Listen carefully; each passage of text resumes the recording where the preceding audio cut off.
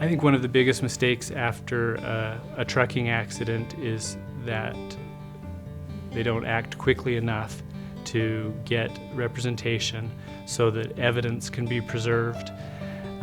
After a trucking accident, it's critical that the truck itself, the tires, the records that tell us what the truck was doing and how fast it was going, all of the evidence surrounding the case needs to be preserved immediately.